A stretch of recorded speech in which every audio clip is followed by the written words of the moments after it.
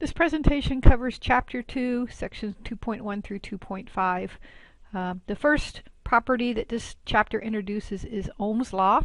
Ohm's law states that V equals IR right here. So if I have a circuit element, any generic element, probably a resistor right now, it has a current going through this element, current I. This element has some kind of a resistance. If it's a resistor, it's, well, all of the elements have some kind of a resistance. But we represent that by R for resistance. And what we find is that the current, the voltage across this resistor is V equals I R. That is a law forevermore. All circuits, whether they're AC, DC, all circuit elements have some kind of a resistance, even if it's a small internal resistance. Forevermore, Ohm's law is going to apply for this semester, next semester, in any circuit that you look at. So voltage and current can be functions of time. Resistance, which actually technically can be a function of time, but right now we'll treat it as a fixed value. So voltage equals current times resistance. Voltage must be in volts, current must be amps, resistance is in ohms. Watch your metric units if you're mixing up the kilo ohms and milliamps, whatever it is, make sure the units come out right so that you have amps times ohms equals volts. By definition, 1 ohm of resistance, it means you have 1 volt, it takes 1 volt of electromotive force to push 1 amp of current through. So by definition, 1 ohm is 1 volt per amp. Further definitions that we are going to need: a short circuit is a place in the circuit where the resistance goes to 0. So 2 wires connected together is a short circuit. The resistance is going towards 0, tending towards 0. An open circuit means the resistance is infinite. So 2 components that do not touch each other are a open circuit. So if I have a resistor, here's my resistor, and I tie a wire here, tie a wire here, I have made a short circuit. Right now, this circuit is not complete and there is an open circuit there. Additionally, well, we said V equals IR. We can make an additional definition, kind of the inverse of resistance is conductance. So yes, conductance is a big letter G, resistance is a big letter R. They are inversely related to each other. Conductance is the inverse of resistance. Conductance with a symbol G has the SI unit of Siemens, after the man Mr. Siemens, but engineers often like the units mhos. Mhos is a mho is an ohm spelled backwards, and sometimes you will even see an upside down omega to represent mhos, whereas ohms, this is ohms, right? And these are mhos. So power equals current times voltage.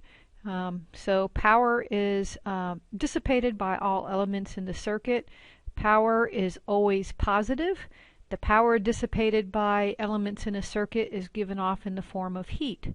So when the current is going through a resistor, the copper atoms will be vibrating around and the electrons will be jumping from copper atom to copper atom. This process is generates heat. Like friction generates heat. The movement of the restrained movement of the electrons getting through the carbon atoms in a resistor will generate heat. So power is always a positive quantity. Resistors always absorb power in the circuit, and the power supplies, batteries, power supplies, function generators, they supply the power in a circuit. So you have a source power, power being a source, and then you have a power being absorbed by the load in a circuit. Sort of drawing that out, I could generically say, oops, here's my pen. Where'd my pen tool go? Get my pen back. There it is. So if I have a circuit, Here's a battery. Here's a circuit element. It could be a resistor. It could be something else. This is power supplied.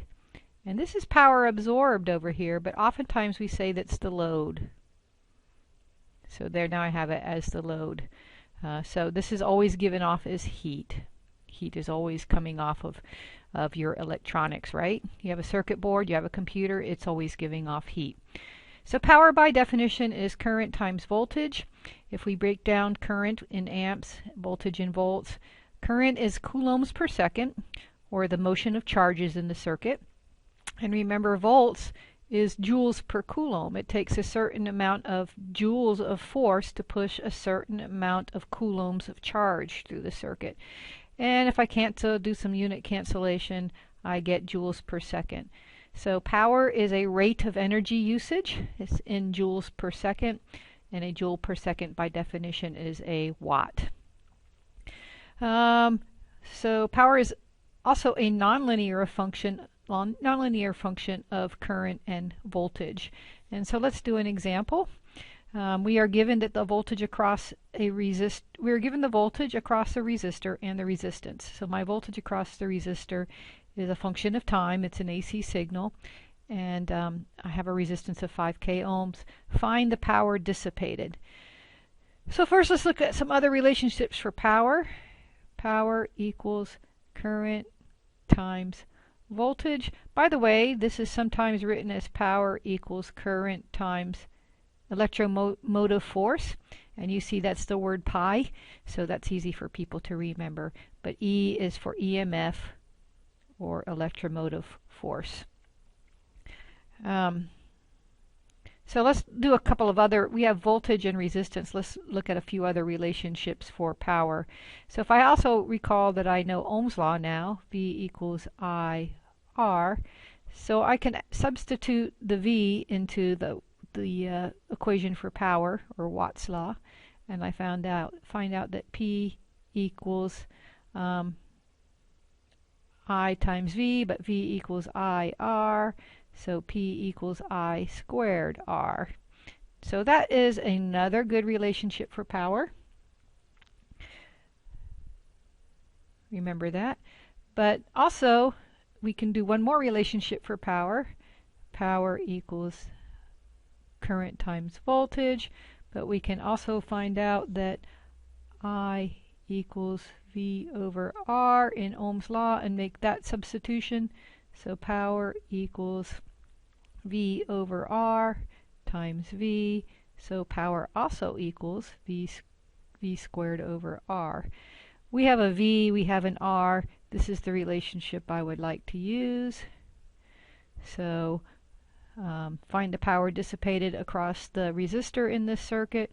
Power equals V squared R, which equals 20 sine pi t. My units is volts, so it's okay. Has to be volts. It better be volts here.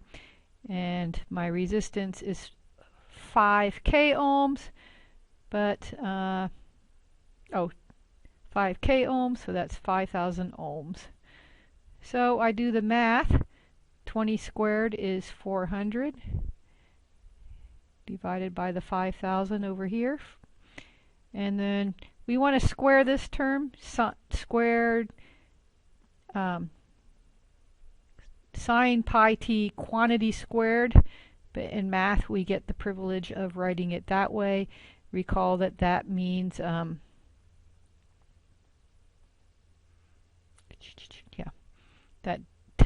means literally that we've done this. But this is an acceptable way that we write things in math. That means that equation means that equation. So that's our final answer, and our units are, we have voltage squared, ohms, so our answer will be in watts. So that's how much power is being dissipated by that resistor. Power is dissipated in the form of heat. So this next part is a definition of what branches, nodes, and loops are in a circuit. This is a very, very important definition. May seem a little abstract at first, but it's going to be very important when you start analyzing your circuits. So a branch represents a single element, such as a voltage source or a resistor. It could technically be, well, here's our elements. This resistor is an element in the circuit. Let me switch to my laser pointer here. A resistor is an element in a circuit. These are each elements. A current source is an element in a resistor. A voltage source is a single element in a resistor. So how many elements do I have in this circuit? I see 1, 2, 3, 4, 5 elements in this circuit. A node is the point of connection between two or more branches. So, well, we got to go back for a minute. We didn't say what a branch is. We found the elements, 5 elements in this circuit. So a branch is a single element. So this is a branch, this is a branch, this is a branch, this is a branch, this is a branch. So these are all branches in the circuit. They have one element in them. They have one goes in and one goes out, if you want to call it that way. That's a branch. A node is the point of connection between two or more branches. So I see a branch here, I see a branch here. This is a node. It's a connection between this branch and this branch. This is also a branch right here because electrically this is all one wire. So this is at all one voltage, just one wire all connected together. So this is one branch right here. Likewise down here, electrically, these wires all along the bottom here are all one point electrically. I can stick a voltmeter here, here, here, or here, and I'm going to measure the same thing. So all along here is technically one node. It's not 1, 2, 3, 4 nodes. It's actually one node, and we call that node C. A loop is any closed path in the circuit. So our closed paths aren't really drawn on here, so I'm going to go ahead and have some fun drawing the loops that you see in this circuit. So here's a loop. It's a current loop, really. Current is going around that loop. Here's a loop. Here's a loop. Here's a loop. Oh, my erase isn't working. I was trying to erase that.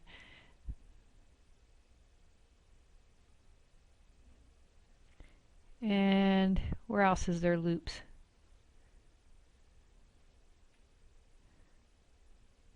There's actually more loops than that in there.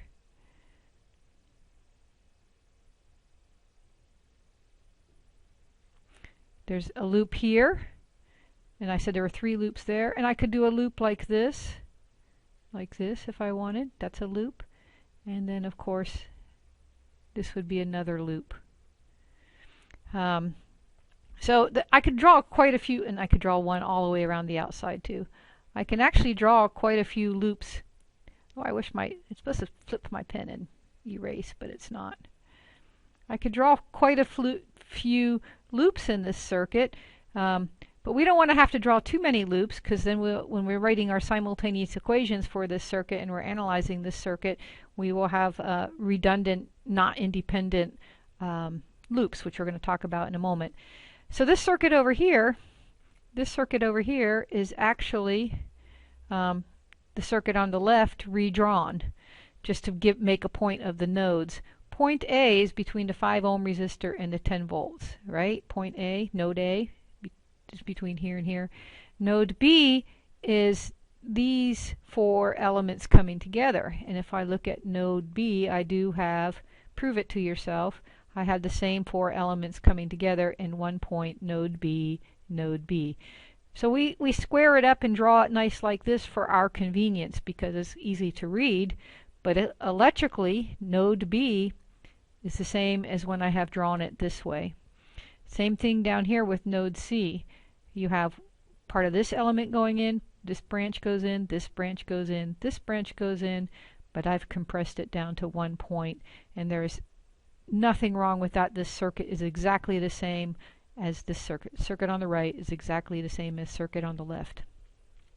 Okay, so why is this important? Well, a loop is said to be independent if it contains at least one branch which is not part of any other independent loop.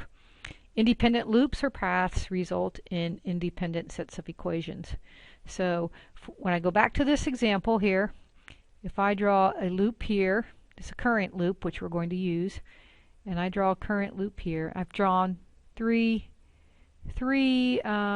loops here, and this element is shared between these two loops, but this element right here, this 5 ohms, is not shared with this loop over here. So this loop is independent of this loop. We can continue on. This 2 amp current source is an element of this loop, but is not an element of the center loop. So center loop and right loop are independent of each other. This becomes important because we have this network topology theorem right here that the number of branches equals the number of loops plus the number of nodes minus 1. This tells you pretty much how many loop equations, independent loop equations, that you are going to have to write when you analyze a circuit. If I go back to the previous circuit, branches equal loops plus nodes minus 1. We already calculated before that there were 5 branches? 1, 2, 3, 4, 5 branches. Yes. I don't know how many independent loops I need right now, so I'm going to put L. Then the number of nodes are 1, 2, 3 nodes minus 1. Do the little simple problem right there. That says that the number of independent loops that I need to solve this problem is 3. So I was kind of intuitively already knew from doing this kind of work before that these would be the 3 independent loops. If I drew 3 loops and they weren't independent, I would not have enough information to completely analyze this circuit. Series and parallel circuits. 2 or more elements are in series if they exclusively share a single node. That means they share a single node and nobody else shares it with them. So, for example, this circuit element right here and this circuit element, they share this node right here. It's not shared with anybody else. It's exclusive to these 2 elements right here, or branches. So this resistor is in series with this resistor. As a consequence of that, this resistor and this resistor have the same current in them. There is one path for current. It's like one path for flow of electrons. The current is the same in this path. It has no branches to go anywhere else and change its value. Little point, this circuit is drawn funky, but I want to make a point. If there is a connection in a circuit diagram, it usually has a dot on it like this. It should have a dot on it like this. There is no dot on it right here, so this is not a connection. If I were to redraw this circuit neatly and properly, I actually have 1, 2, 3 resistors in series, and 1, 2, 3 resistors, dot, draw my little nodes, make it explicit, especially when it's could be ambiguous. I'm sorry, I forgot the LED in there. LED. There's my LED. Oh, it's drawn the other way. Okay, well there's supposed to be an LED in there. The LED should have been drawn in, looks like I had it drawn in this way. Haven't learned that yet. And then finish the connection right here. So these 3 resistors are in parallel. 2 or more resistors are in parallel if they are connected to the same 2 nodes, and as a consequence they have the same voltage across them. So these resistors are connected to, these 3 resistors are connected to this node and this node. So they share 1, 2 nodes together. As a consequence of that, the voltage here is everywhere the same. The voltage here is everywhere the same. So the voltage across these 3 resistors is the same. Voltage across here equals voltage across here equals voltage across here. So let's just do examples now. This says find number of nodes, number of branches, number of loops, identify the series and parallel resistors. So let's start by identifying the number of branches. Branches equals a single circuit element. One there, 1, 2, 3, 4, 5. There are 5 branches. How many nodes are there? This is a node. This is electrically 1 point here, right? Right here. All electrically 1 point. I'll call that node A. There's one node. This is all electrically 1 point. I'll call that a B, node B. And all along here, this is electrically 1 point. So number of nodes is 3. I don't see any other nodes. So branches equal loops plus nodes minus 1. How many independent loops do I need? Because I could write a lot of loops for this. So 5 equals loops plus 3 minus 1. Number of loops that I need to solve this equation is 3. 1. Now I want to make sure they're independent, because I could have drawn all the way around the outside. I could have drawn this way. I could have drawn this way. So the definition of are they independent is they have at least one element that's not shared between the loops. So this element is not shared with this element, so these two loops are independent. This element is not shared in this loop anywhere. I think I said that wrong. This element does not appear in this loop anywhere. It's not shared by that loop, so these two are independent. This element is not shared with this loop over here. Element in this loop is not shared with element in this loop here, so these two loops are independent. So series and parallel. So I only see right here these two elements are in parallel with each other. Why? Because they share two nodes. They have two nodes in common. This node is one that they have, and this node is one that they haven't. So they have the same voltage across them.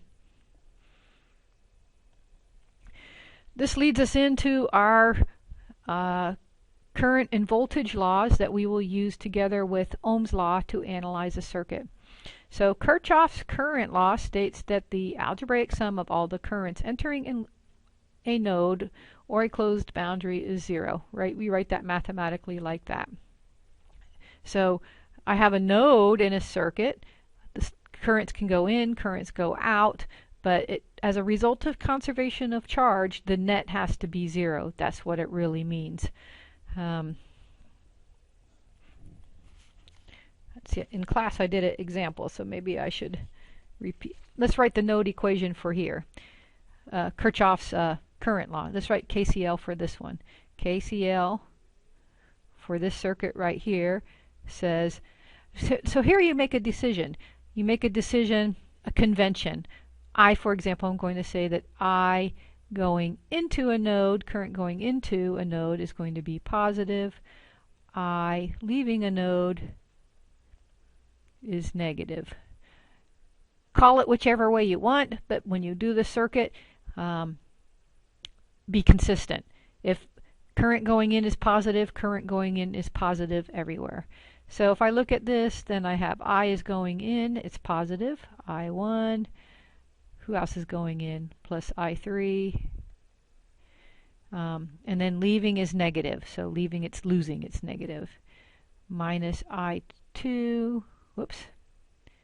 I have a plus here. Plus I4 because it's going in, and minus I5. So that's Kirchhoff's current law written for that node right here. It also applies for a section of a circuit that's enclosed by a closed boundary. So I could write currents going into this closed system equals currents going out of this closed system. Yeah, that's the other way to write. I could say, I could do it by this convention, but it's equivalent to saying that the currents going in equals the currents going out. So if I wanted to do this problem, I total, here's one node right here. You have to identify one node for KCL. this is going in, this is going out, this is going in, and this is going out, I can write it equivalently as one equation right here and make it equivalent to one current source. A circuit cannot contain two different currents, I1 and I2, in series unless they're equal. Otherwise, Kirchhoff's current law will be violated. So in other words,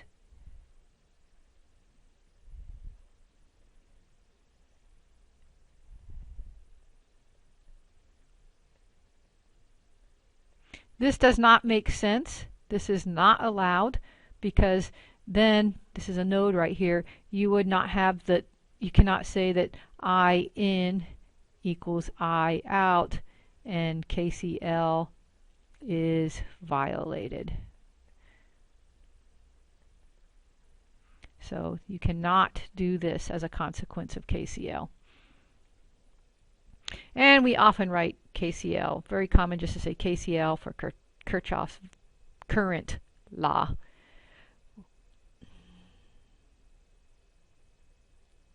Hopefully I've been saying KCL all along in this presentation and not KVL, or I'll have to redo it. So Kirchhoff's voltage law is the other law that we will be using when we analyze circuits. It says that the algebraic sum of all the voltages in a closed loop equals 0. I am going to use an example right here, which was your problem that you had in lab. I'll do it as an example. You had 10 volts in lab, 330 ohms, 680 ohms, oops, and 1000 ohms.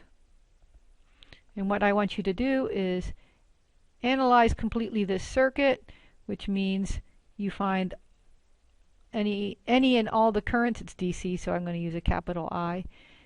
Any and all the voltages. So this resistor has a voltage across it. I'll call it V at across the 330. This resistor has a voltage across it, V at 680. This resistor has a voltage across it, V 1000 ohms. Kirchhoff's voltage law states that the sum of all the voltages around the closed loop equals 0.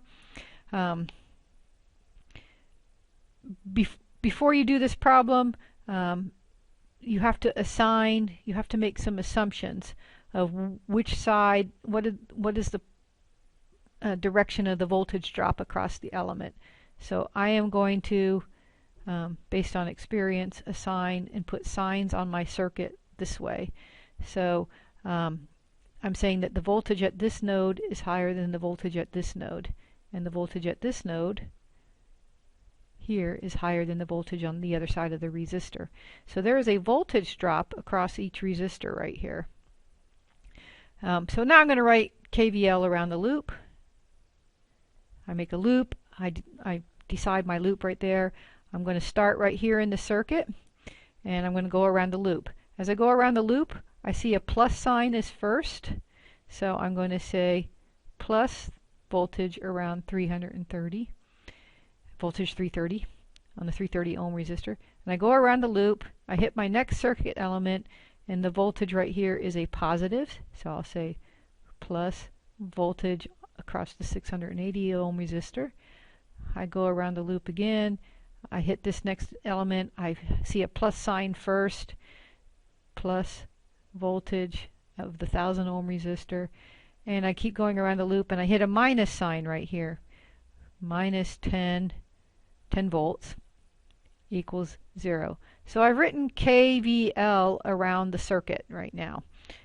So what you find, though, essentially is the voltage that's the source, 10 volts, ends up being dropped on the load part of the resistor. So source supplies a voltage, and then you have to lose all of that voltage on the load side of the circuit.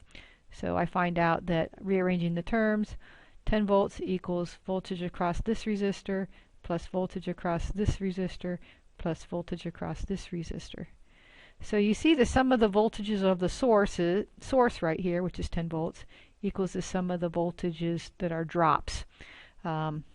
voltage drops in the circuit. Because as I go around the circuit, I have to come back. If I call this my zero reference point, put a ground there, I'll call that my zero reference point. I go up 10 volts, I drop some voltage here, I drop some voltage here, I drop some voltage here, but I better be back to zero when I get around the loop. Now if I were to go ahead and analyze that problem, I wrote KVL for the circuit.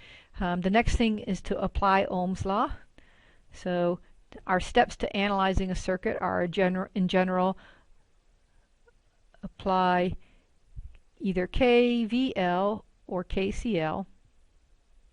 Apply one of those two laws to the circuit. Write your loop and node equations. And then number 2, apply Ohm's law to find all the unknowns. And maybe you have to find power too after that. So I applied KVL in this circuit, so now let's apply Ohm's law to it. Remembering that V equals IR right there, and these circuit elements are in series with each other, so there's only one current, because everything's in series, there's only one current in that loop.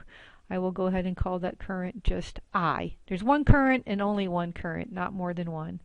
So 10 volts equals I times 330 ohms. I times R, right? I times 680 ohms. And I times, that's supposed to be times 1000 ohms. Factoring, we have 10 volts equals I, and then the total resistance. Guess what? Resistors in series add up. Next section that we'll talk about.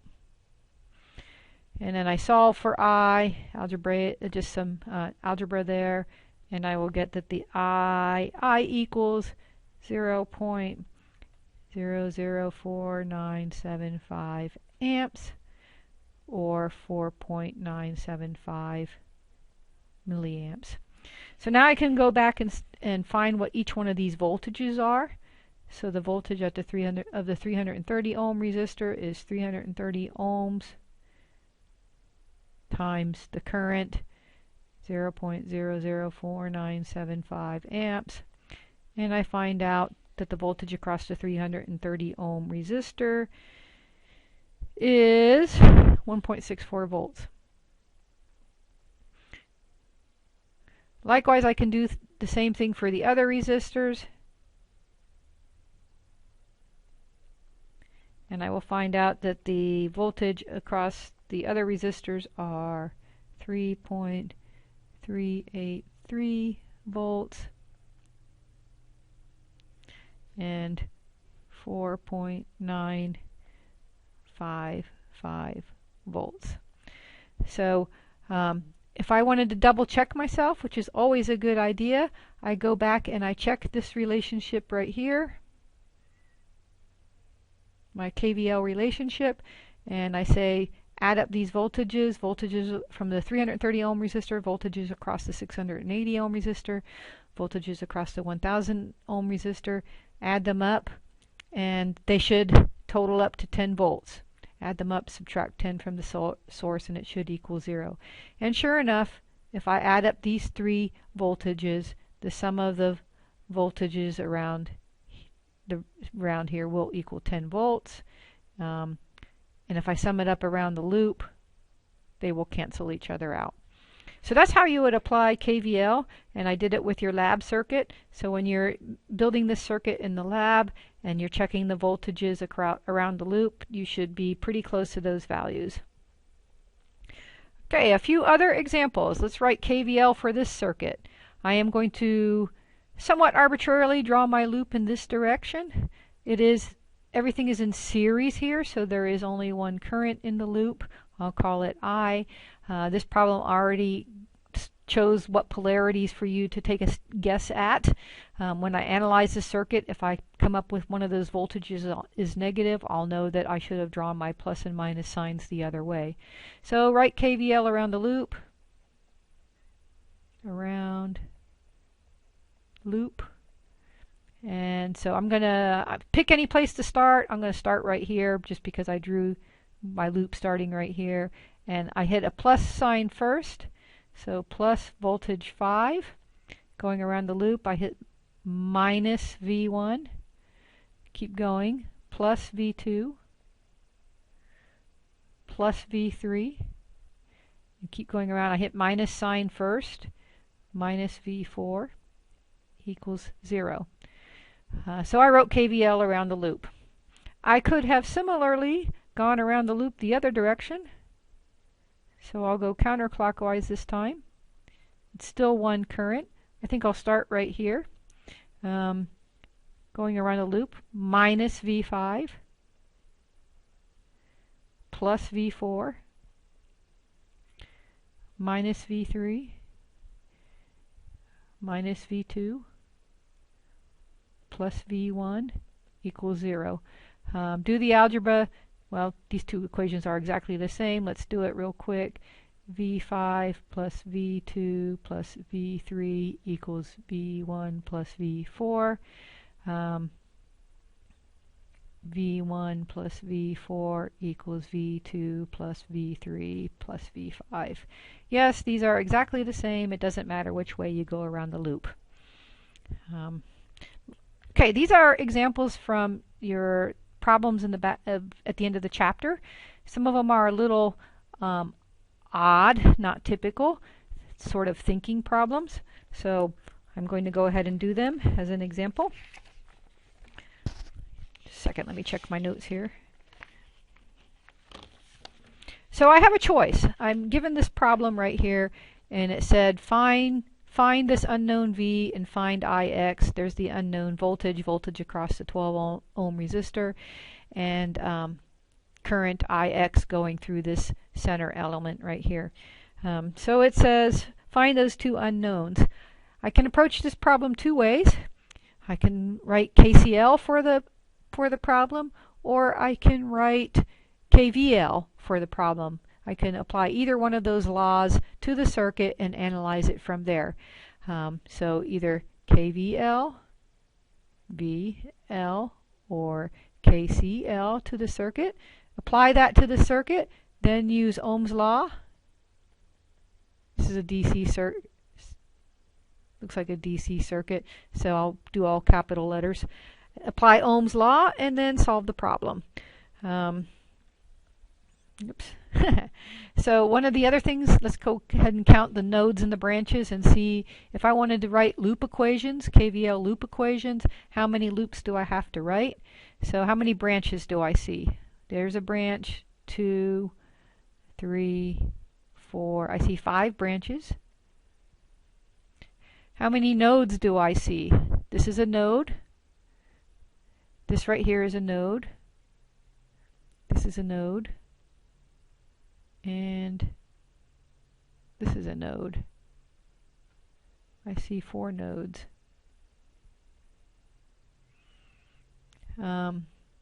So branches equals loops plus nodes minus 1. Branches equals 5. Loops are unknown. Nodes are 4 minus 1. So which is 3, so I need to write 2 loop equations.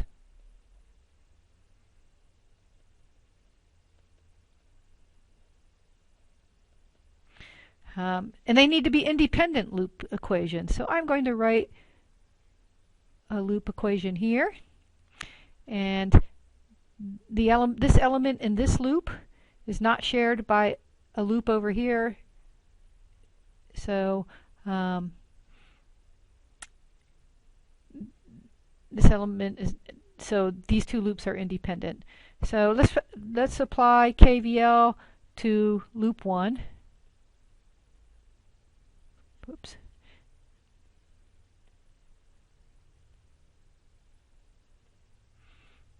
So I'm going to go around the loop. I'm going to start right here. I'm going to go, I see a minus sign first, minus 10. I see somebody already put some polarity signs there, so I'll go with it. Plus this unknown voltage, V, and I'm going around the loop, plus 4 volts. plus 4, and now I've gone around the whole loop, equals 0. So, oh, surprise, I find out that V minus 6 equals 0. So I found my unknown voltage already. V equals 6 volts. Not too bad. Box my answer in, because that's what I like you to do. So let's write a loop equation on the second loop. KVL, oh, I did that twice. KVL loop 2. I will arbitrarily decide to start right there. I see starting right there, I see minus 4 volts, minus 4. Then I see plus 16. And then I see, so this element right here is a dependent voltage source. Dependent versus this is an independent voltage source. This voltage, whatever this voltage is, depends on something. In this case, the voltage here depends on the current Ix. But nevertheless, this is a voltage with a plus sign in my KVL equation, plus 3Ix, keeping in mind that this is a voltage, equals 0. So I get 12 equals 3Ix, and then so therefore Ix equals minus 4 amps. What does the minus mean? The minus means that that the current is not really going in this direction. It's really going in the actually, it doesn't exactly mean that. It means that this polarity is not correct, that it's actually should be the other way, drawn the other way around, because it's negative. It should be this way and this way, this voltage source. So that's what it means when you get a negative current sign, which would make this a negative voltage on this dependent voltage source. So the polarity is really the other way around. Next problem from your textbook. It says find I, current in the loop. So only one current here. This is a one single loop, so there's only one current in it. And the power dissipated by the resistor and the power supplied by each source. So this was a little odd, this power supplied by each source. The first thing I saw that was odd about this problem is they wrote minus 8 volts there, and then they drew the polarity of the voltage source this way. So the first thing I would probably do, just to make the problem more easy to follow, is redraw this problem. There's my 10 volts.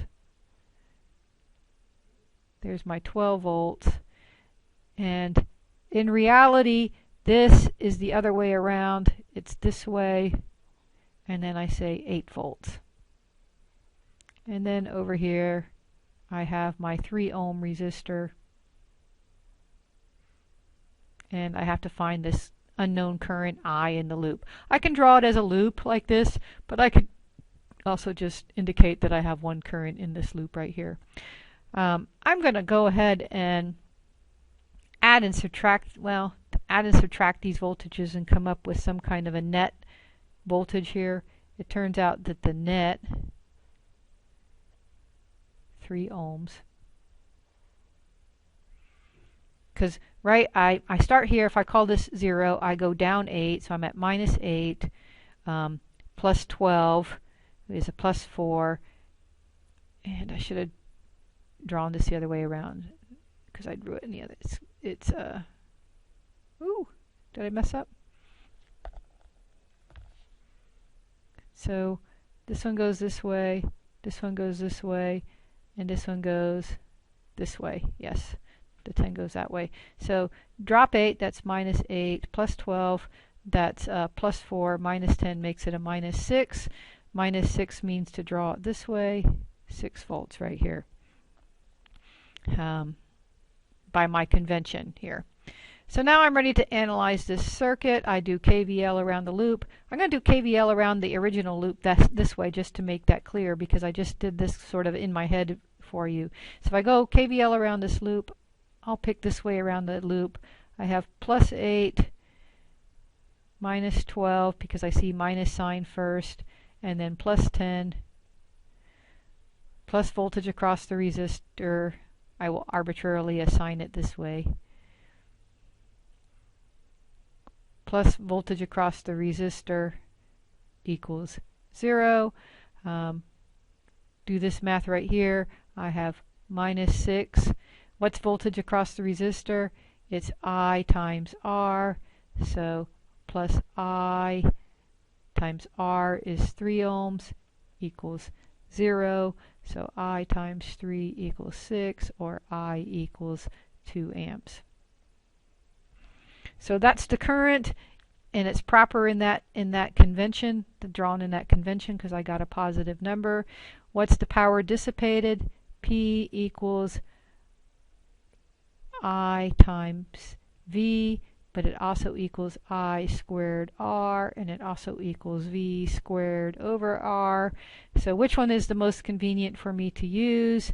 How about I squared R? So power equals 2 amps squared times 3 ohms, and my power dissipated is 12 watts.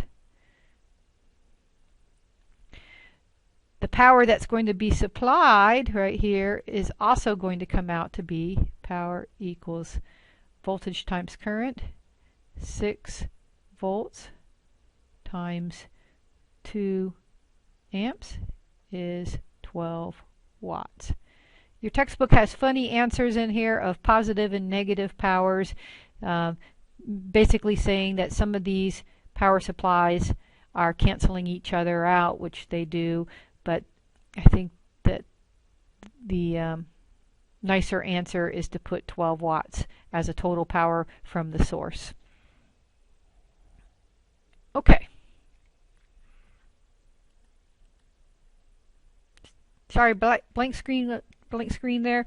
I have some more problems to do, and I will do that in the next video.